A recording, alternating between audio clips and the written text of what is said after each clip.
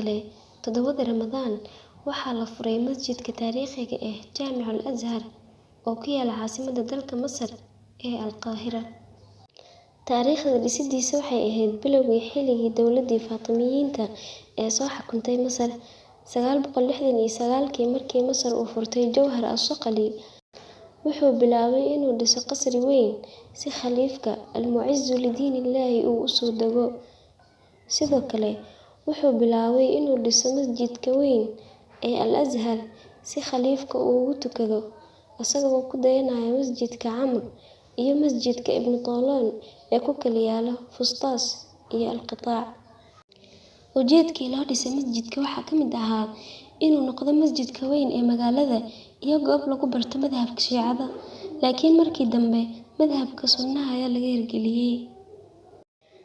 Waxaa la bilaabay dhisidiisa Jamaadul Awwal 359 Hijriga oo ku aadanayd 970 miilaadiga, waxaana la dhammaystiray 972 miilaadiga oo ku aadanayd 7 Ramadaan 361 Hijriga. Jimcihii ugu horreeyay ee Ramadaankaas ayaana lagu tukaday, waxaana loogu magac daray Jaamicul Qaahira. Sababta magaca Al-Azhar loogu bixiyay haddaan isla fiirino, bilowgii hore markii khaliifka soo galay Masar, magaalada Qaahiro wuxuu ka bedelay magacii hore ee wadatay, wuxuuna u bixiyay Al-Qaahira. Sidaas ayaana masjidka loogu magac daray Jaamicul Qaahira. Magaca masjidka maanta loogu yeero Al-Azhar waxaa jirta 2 aragti oo kala duwan. Aragtida koowaad waxay sheegaysaa in magaca Al-Azhar laga soo qaatay Az-Zahraa oo ah naanaysta gabadha Nabiga sallallahu alayhi wasallam, Faatimatu Az-Zahraa. Aragtida labaad waxay tahay in magaca laga soo qaatay madaxdii Faatimiyiinta qusuurtii ay ka dhiseen masjidka agtiisa.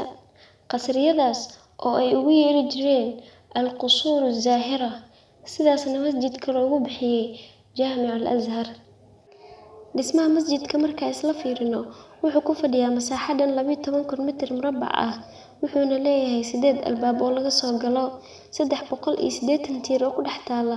Markii hore wuxuu lahaa 10 mixraab, laakiin waxaa ka soo hartay 6 mixraab iyo 1 mimbar ayuu leeyahay, wuxuuna qaadaa 20,000 oo qof.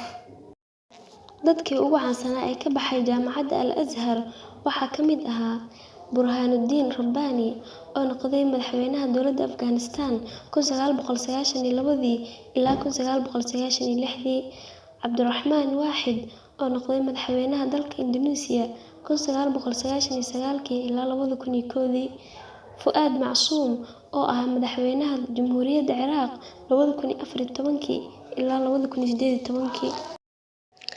Halkaas ayaa ku soo gabagabeynay xalqadii 7 ee silsiladda dhacdooyinka bisha Ramadaan. Fii amaanillah.